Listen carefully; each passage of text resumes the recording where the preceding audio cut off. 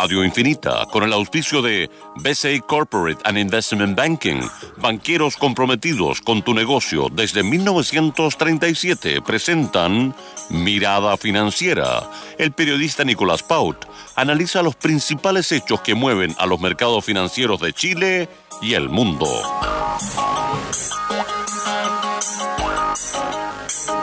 Apenas un par de minutos han pasado desde las 2 de la tarde de este martes 13 de septiembre, un día muy especial para los supersticiosos.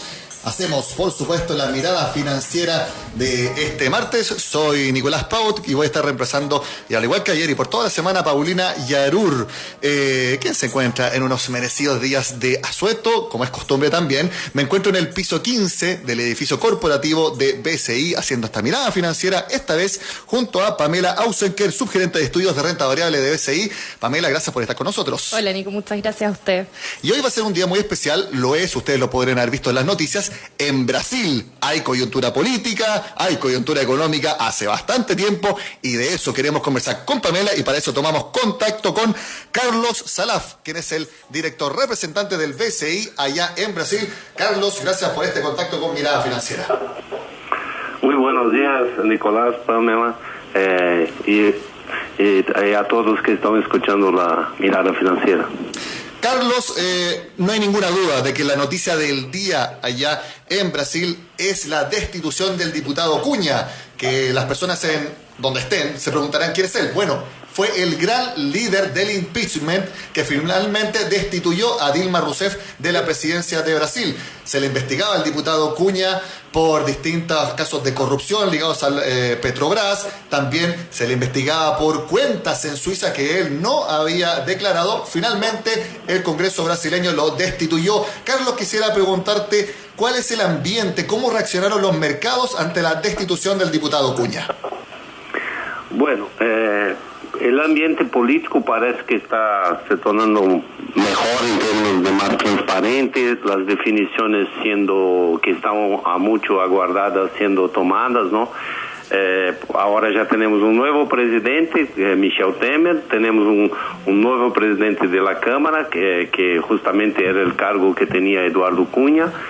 Y tenemos desde ayer también coincidentemente una nueva presidente del Supremo Tribunal Federal. Entonces esto hace con que las cosas se estén definiendo y yo creo que para todos que miran Brasil esto es muy bueno e importante que pasara. Respecto al efecto así muy de corto plazo, bueno, Brasil tiene todavía la volatilidad porque las cosas necesitan también ser definidas a nivel macroeconómico, ¿no? Entonces hoy, por ejemplo, el dólar está se apreciando más de 2% y la bolsa se estaba cayendo 3%. Pero esto diariamente estamos mirando una volatilidad bastante importante. Bueno, Pamela es especialista en renta variable y bueno, Pamela, la bolsa de Brasil, el Bovespa, ha sido una de las que más ha rentado en todo el mundo. Eso tiene que ver, obviamente, con el optimismo que tiene el mercado, con todos los cambios que han pasado en el último tiempo. Sí, eso tiene mucho que ver con la destitución de Dilma Rousseff, que hablábamos en un comienzo, y con la expectativa de cambios. Además, bueno, yo me acordaba un par de alcances con respecto a la bolsa, que efectivamente ha estado cayendo fuerte en estos últimos días, y eso tiene que ver, yo diría, con dos motivos. El primero es el famoso dicho de compra con la noticia, vende al revés, compra con el rumor, vende con la noticia, ¿no es cierto? Entonces, una vez también que se concretó la salida de Rousseff, obviamente que empieza a tomar mayor relevancia, como decía Carlos, cuáles van a ser las reformas o los cambios fundamentales macroeconómicos que va a terminar haciendo o no haciendo Brasil. Y en segundo lugar, igual estamos viendo un sell-off, una venta bien masiva de activos de riesgo a lo largo de todo el mundo, ¿no es cierto? Tenemos mercados que han estado cayendo fuertemente en estos últimos días y Brasil es una fiel copia de ello también. Carlos, entonces, como lo decía Pamela, el momento de tomar posición en el Bovespa ya fue, tenía que haber sido antes, ¿ya no sería una buena idea para los inversionistas? No, yo creo honestamente que todavía hay activos muy atractivos en Brasil, ¿no? Lógicamente depende del apetito de riesgo y de la posibilidad de las personas o de los inversionistas mantener los tiempos que puedan mantener la cartera o a qué tiempo de retorno esperan, ¿no? Pero en general yo creo que todavía hay mucha atractividad porque la mayor parte de los especialistas miran los indicadores de Brasil, las últimas pesquisas están confirmando que la percepción está con una tendencia positiva, o sea, que la cosa en términos de deuda pública, de inflación, de tasa básica, todo eso está con tendencia positiva. Entonces yo creo que hay muy buenas oportunidades todavía en Brasil.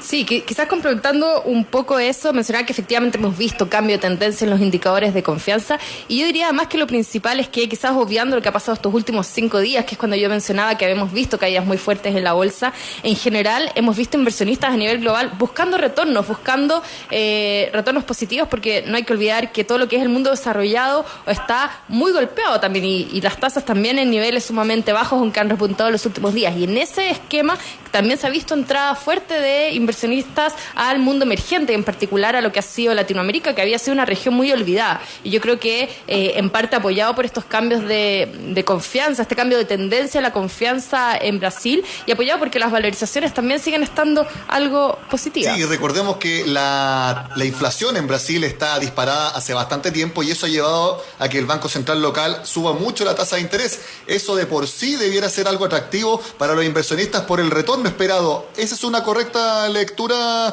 Carlos, que pueden hacer las personas respecto a unas posibles inversiones allá en Brasil? Sí, yo creo que hay mucha gente que sigue el mercado brasileño, ¿no? Y como hablamos, que tiene que tener un apetito y una disponibilidad para riesgo por la volatilidad en corto plazo. Pero hoy en día la tasa básica continúa como 14-25%, es muy alta, ¿no?, para una renta fija, y esto seguramente atrae inversionistas, ¿no? Además de eso, hay una, como hablamos, una perspectiva de que los indicadores empiecen a mejorar, como la inflación que tú mencionaste, que cerramos el año en 10.67. Hoy en día la proyección para 2016 es 7.34, algo así, y para el próximo año ya 5 y algo. Entonces la gente percibe que hay un ganho arriba de la inflación, incluso para inversionistas brasileños, que hace que sean interesantes, ¿no?, los papeles tanto soberanos cuanto de empresas, ¿no? Carlos, yo tengo ahí una consulta con respecto a cómo se está viviendo el ambiente político. Más que nada porque se ha hablado mucho que Temer también tiene sus temas, ¿no es cierto? También podría ser investigado, y hay muchos incluso que están planteando que no va a alcanzar a terminar el periodo hasta el 2018. ¿Cómo ves tú ese tema político en adelante? Mire, yo creo que pasó una fase ahora después del impeachment al final de agosto, no 31 de agosto. Hay mucha gente dando un voto de confianza al gobierno, y hay una otra parte de la población y de los partidos, de todo, cobrando y también haciendo como si fuera una desconfianza, y algunos incluso proponiendo una nueva elección, todo más. En general, cuando se miran los analistas así, bueno, hay de dos lados, pero en general lo que se habla es que muy difícilmente tengamos algo que cambie la chance de que Michel Temer permanezca hasta 2018 es muy grande. O sea, mismo con algunas cuestiones de no mucha popularidad, pero ahora sí va a ser la prueba, porque hay muchas reformas estructurales e importantes que el gobierno va a tener que hacer, porque hay una expectativa muy alta. Esto creo que es un poco de que el mercado desconfía, porque empezó un poco, o sea, está demorando para hacer algunas medidas. Hoy mismo tuvimos anuncio de algunas medidas de privatización, de concesiones que serían relacionadas a energía, hidroeléctricas y a explotación de óleo por Petrobras. Entonces esto estaría siendo como licitado para otros grupos empresariales, ¿no? Estamos hablando de Mirada Financiera con Carlos Salaf, él es director representante de BCI en Brasil y estamos conversando sobre las perspectivas para esa economía. Bueno, tú mencionabas la privatización de empresas, que era una de las medidas de Michel Temer para impulsar la economía y sobre todo para darle recursos a un fisco que tiene que pelear con un déficit fiscal sumamente alto. Y quisiera preguntarte, Carlos, porque Michel Temer también quiere hacer una reforma al sistema de pensiones y lo conversábamos con Pamela antes del programa, que va a quedar muy similar a como es el sistema de AFP en Chile, porque el sistema de pensiones invertiría en empresas privadas precisamente para darles recursos y así impulsar sus propios proyectos. ¿Cómo está viendo el mercado esa posibilidad y si es tan así como suena lo que quiere hacer Michel Temer? No, entonces, la reforma de previdencia es considerada por el gobierno y por mucha gente del mercado como la más importante y que debería salir, o sea, debería ser hecha lo más pronto posible. No es una reforma fácil porque hay mucha presión política de la población, mas aquí en Brasil la reforma que se habla de la previdencia, que llamamos, ¿no? Previdencia, es como si fuera el sistema de pensión pública, ¿no? Entonces esto hoy en día es según la mayor parte de los analistas, es un generador de un déficit muy importante y que hace un desequilibrio que parece aumentar a cada vez, principalmente con el aumento de expectativa de vida y más gente jubilada de forma más temprana, vamos a decir, ¿no? Entonces el gobierno está sinalizando con aumentar la edad mínima para hombres y mujeres poder jubilarse y algunas otras medidas, ¿no? que podrían tratar de equilibrar mejor los recursos de la previdencia, como llamamos, ¿no? Pero esa es una reforma que va a estar siendo discutida ahora, pero claro que hay posiciones bastante conflictantes que van a tener que ser superadas de forma política, ¿no? Ahí, Pamela, me imagino que, porque es renta variable, el mercado está viendo también esa reforma allá en Brasil. Ya está atento a lo que está sucediendo en Chile y más encima ahora se suma el gigante brasileño. O sea, la reforma previsional en la región completa es un tema, me imagino, para los analistas del mercado. De todas maneras, no solo en la región, también lo vimos en Europa en años anteriores, ¿no es cierto?, con todos los déficits fiscales que había, cómo migrar hacia un sistema más sostenible. Y parte de eso, como bien dices, es permitiendo que las administradoras de fondos de pensiones empiezan a invertir en empresas privadas. Y ahí va a depender mucho del impacto que tenga en el mercado, va a terminar dependiendo mucho de cómo sea esa reforma, porque uno puede dejar que inviertan, por ejemplo, en infraestructura, ¿no es cierto?, directamente, en concesiones, quizás no necesariamente en empresas abiertas a la bolsa, porque si eso sucediera, indudablemente que tendrías un empujón, al menos inicial, para la bolsa local. Un poco lo que ha pasado en Japón, ¿no es cierto?, que se ha incrementado el límite en el que pueden estar invertidas las FPs de ellos, incluso el gobierno, en acciones locales, y eso le ha dado algo de impulso a la bolsa. Indudablemente que eso pasaría si es que así terminara la reforma, pero como bien decía Carlos, yo creo que ahí hay muchos juegos políticos, mucha discusión, mucha negociación que va a haber que hacer, y estamos a por lo menos un par de años antes de poder ver alguna resolución y por ende algún impacto concreto en las bolsas. Carlos, mi última pregunta porque se nos acaba el tiempo. Brasil se contrajo su actividad casi 5% en el primer semestre. Todos los indicadores hablan de que habría una contracción menor en el segundo semestre, también el próximo año, pero luego ya vendría nueva época de crecimiento. Para las personas que nos escuchan lo tengan claro, ¿cuál crees tú que debiera ser el carro que tire a la economía brasileña en este tan anhelado recuperación de su economía? Disculpe, Nicolás, ¿cuál debería ser? No escuché bien. El sector, acá en Chile le decimos el carro, pero el sector que empuje la economía brasileña. Bueno, yo creo que una de las cosas que va a se mantener, la verdad, ¿no?, como carro chefe, como tú hablas, o a ser muy importante para Brasil, primero, es el agrobusiness como ya viene siendo en los últimos años. Mismo con la recesión, si miramos durante 2015, por ejemplo, siempre el agrobusiness ha salido mejor do que la industria y que segmentos y otros segmentos, ¿no? Hasta el agrobusiness fue impactado, claro, ¿no? Por el precio de commodities y por cuestiones también de demanda interna, pero aún así es un segmento que va a continuar ayudando mucho a Brasil a salir adelante. Y la otra punta que yo creo es que el segmento de infraestructura y de energía, y que incluye esto, petróleo, todo esto debe pasar por una mejora, porque, bueno, el centro de la crisis brasileña también estuvo Petrobras, la cadena del óleo y gas, con las investigaciones de Lava Jato y todo más.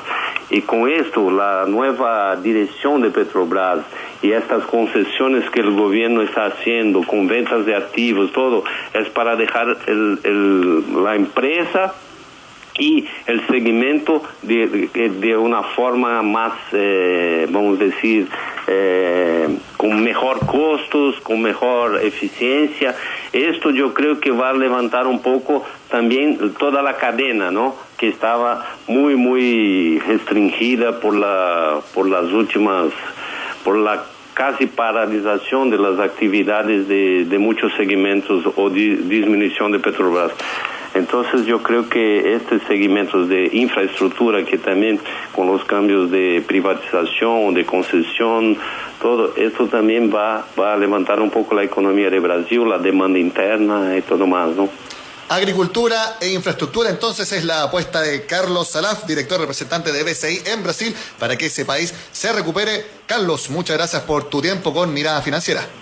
No, gracias a ti, a Pamela y a todos los que nos escuchan por la oportunidad, ¿no? Estamos siempre a disposición acá. Muchas gracias. Y bueno, a Pamela y a todos que nos escuchan, yo les tengo un tremendo consejo. Liderazgo. ¿Saben qué es la capacidad de tomar la iniciativa, de llevar adelante los desafíos, incentivando a todos los demás? BCI Corporate and Investment Banking, banqueros comprometidos con tu negocio desde 1937.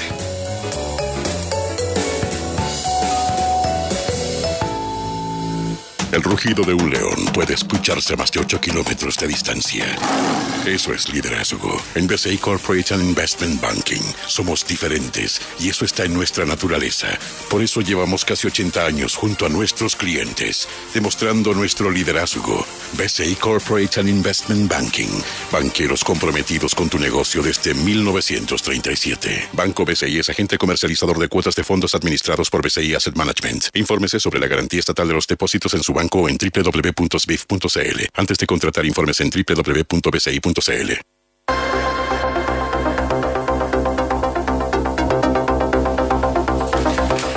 Equipo.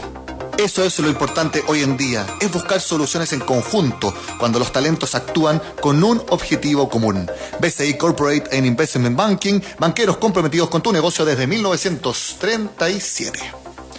Seguimos la mirada financiera de este martes junto a Pamela Ausenker. Ella es encargada de subgerencia de renta variable acá en BCI. Y les cuento que estamos haciendo la mirada financiera en el piso 15 del edificio corporativo de BCI en el barrio El Golf en Santiago. Hablábamos con Carlos Salaf, representante de BCI en Brasil, Pamela. Y bueno, ha estado con mucho movimiento el Bovespa en los últimos días. Tú lo mencionabas, con importantes caídas. Parece que el Bovespa está anticipando lo que hemos visto lunes y martes en los mercados mundiales, generalmente con bastante caída. Asia, Europa sobre todo, y ahora se sumó Estados Unidos este martes. ¿Qué es lo que está pasando en las plazas bursátiles? Así es, la verdad es que en general sigue siendo un coletazo de lo que vimos el día viernes y el día lunes, ayer.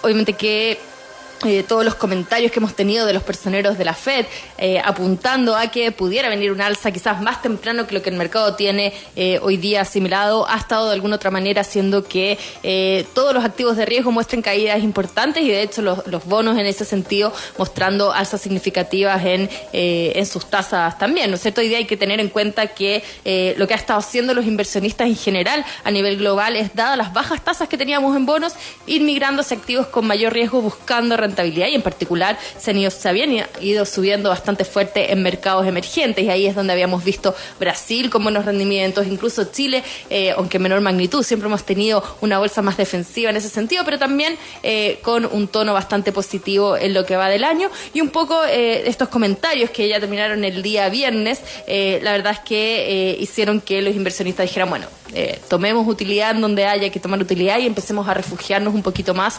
en mercados más defensivos o incluso en papeles de renta fija. Y eso es lo que hemos estado viendo y todos muy expectantes, por supuesto, a lo que va a ser el próximo miércoles 21 de septiembre con la reunión propiamente tal de la Reserva Federal. Nosotros la verdad es que no vemos que la Reserva Federal vaya a estar subiendo tasas el día 21, pero más importante incluso que la reunión va a ser las proyecciones económicas que entregue y sobre todo el camino que espera la Reserva Federal que siga la tasa de política monetaria. Ahora, por ejemplo, viendo las operaciones de Wall Street en estos momentos, ayer los tres indicadores principales, el Dow Jones, el Standard & Poor's y el Nasdaq, tuvieron importantes avances.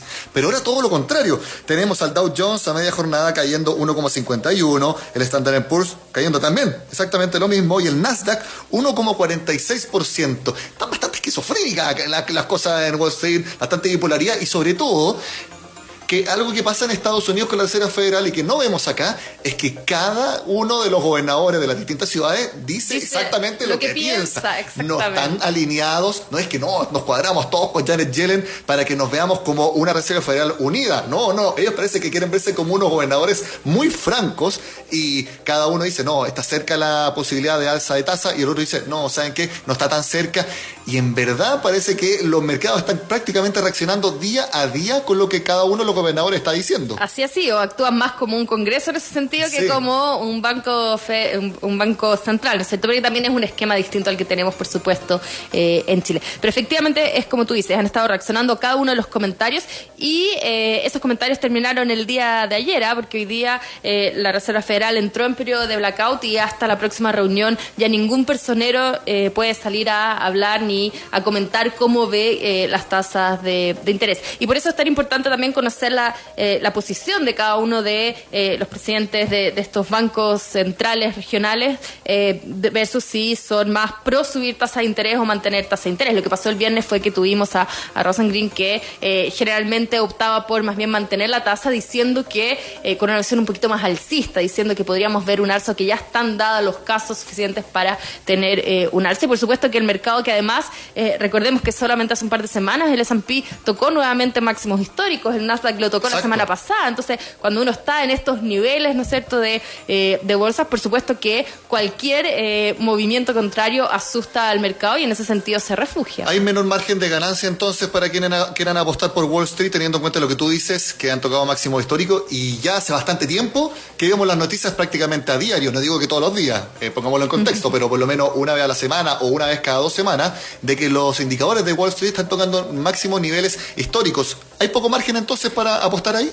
A ver, más que poco margen, sí mencionar que los fundamentos hoy día quizás no apuntan a nuevas alzas, pero también hay que entenderlo en el sentido de costo alternativo, a dónde más van a invertir los inversionistas, porque Estados Unidos sigue siendo, a pesar de quizás la desaceleración que hemos visto en las cifras en las últimas semanas, pero sigue siendo una región que está creciendo y donde las compañías siguen mostrando cifras en su mayoría y sobre todo quizás excluyendo el sector energía, siguen mostrando cifras positivas y hoy día encontramos pocas regiones, ¿no es cierto?, con ese nivel de riesgo que entreguen este tipo de cifras. Y en ese sentido es que debiéramos ver una mantención por lo menos de los niveles del S&P. Pero si es hoy día una gran oportunidad, probablemente los grandes upsides para este año ya se dieron y los retornos potenciales son mucho más acotados, por supuesto. Pame, seguramente muchas de las personas que nos escuchan dicen, ya, pues ¿cuándo vamos a hablar del IPSA?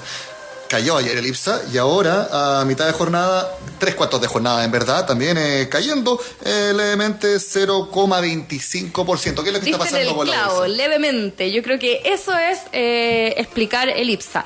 Obviamente que es una bolsa más defensiva, es una bolsa que tiene menor exposición a inversionistas extranjeros, por ejemplo, que un Bovespa, y por lo tanto también las reacciones alcistas y bajistas son con menor magnitud que lo que vemos en Estados Unidos, que lo que vemos en Brasil o en otros mercados emergentes. Nosotros lo que estamos viendo es que hay algo más de espacio bajista para el IPSA, pero que pensando ya hacia el 2017, la verdad es que las perspectivas se ven relativamente positivas. De nuevo, porque ha pasado lo mismo este año.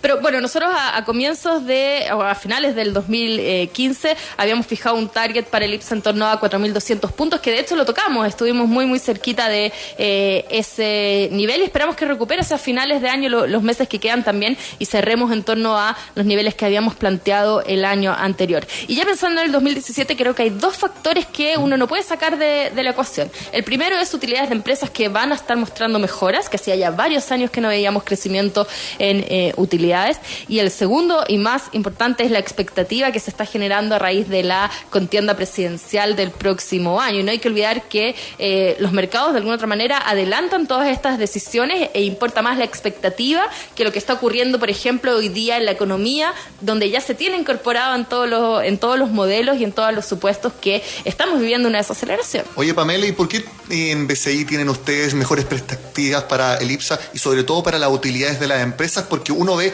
todos los indicadores macroeconómicos de Chile y puede decir, ¿cómo? ¿De dónde sacan esta perspectiva? Es porque las empresas ante este escenario están siendo más eficientes y por eso tendrían mejores números, o ven ustedes que en el consumo puede haber mayor demanda, o te lo pregunto a ti, ¿cuáles son los fundamentos? A ver, yo diría que hemos visto a las empresas hacer ya los ajustes necesarios y efectivamente volverse más eficientes en términos de costo, ¿ya? Si uno ve a primera línea, la verdad es que el crecimiento es menor que el EBITDA y el EBITDA o resultado operacional. Y eso tiene mucho que ver con lo que tú mencionas de que ya se han hecho durante este último año y medio, 2 años, grandes cambios a nivel de las compañías para volverse más eficientes y mejorar sus márgenes. Hay algunos efectos igual puntuales en algunas compañías que tuvieron en el 2015 unas pérdidas importantes, ya sea por tipo de cambio, ya sea por algunas ventas o impairments que tuvieron que hacer, y que eso claramente a nivel de muestra también te tira para arriba. Pero yo me quedaría con la sensación de que las empresas han estado haciendo su trabajo de ir volviéndose cada vez también más eficientes. Oye, hay que estar atento a lo que pase con las sociedades cascadas de SQM. Hemos visto harto movimiento en Oro Blanco, en Pampa Calichera. Ya hace, yo creo, 2-3 meses que vienen las negociaciones que Oro Blanco está haciendo para vender la parte que tiene de Pampa Calichera y a través de la cual se controla SQM, y que todavía Julio Ponce mantiene el control de la ex Sokimich. Hay que estarlo viendo porque ha habido mucho movimiento. Ha habido mucho movimiento, efectivamente, a nivel de Cascada y a nivel de Sokimich, en la medida que también hay algunas voces que han salido a decir que se debería hacer una OPA y otras que dicen que no, por Sokimich, ¿no es cierto?, a raíz de algún tipo de cambio de controlador. Yo diría que hay que esperar, pero sentaditos, porque podríamos tener un par de meses más todavía con este tipo de negociaciones. Si bien ya se presentaron las ofertas, estas no son públicas, sino que únicamente para el directorio, y están en periodo de evaluación, por lo tanto podríamos ver todavía un par de meses más antes de que se tome alguna decisión. Sí, pues se habla de que podrían entrar empresas chinas a la propiedad de SQM, incluso lo de Potash, que ayer anunció que se fusionó con Agrium para crear el mayor productor de nutrientes y fertilizantes agrícolas. Ahí todavía quizás tienen alguna cartita que jugarse. Sí, pero ahí habría que cambiar estatutos porque no pudiera ser el único controlador. Yo creo que es más factible la posibilidad de que entre alguna empresa china a controlar Sokimich. Vamos a ver lo que es lo que sucede. Yo termino contándoles que el cobre repuntó, subió a $2.10 la libra, un alza de 1,51%, aunque los futuros están indicando que podría haber una nueva caída este miércoles. Y también les cuento que el dólar está en una verdadera montaña rusa. El viernes, por ejemplo, tuvo un desplome de 10 pesos, el lunes tuvo alza de 10 pesos y después cerró la jornada sin cambio alguno, y ahora estamos viendo que está subiendo bastante, subiendo casi 8 pesos. Casi 8 pesos, efectivamente, y eso va muy de la mano con esta venta de activos de riesgo a nivel global y salida de flujos desde mercados emergentes. Exactamente, porque si caen las bolsas, generalmente el dólar se aprecia en el mundo. Pamela Ausenker, subgerenta de renta variable de BCI, gracias por estar en Mirada Financiera. Un gusto. Y también gracias a todos ustedes por estar con nosotros. Chao.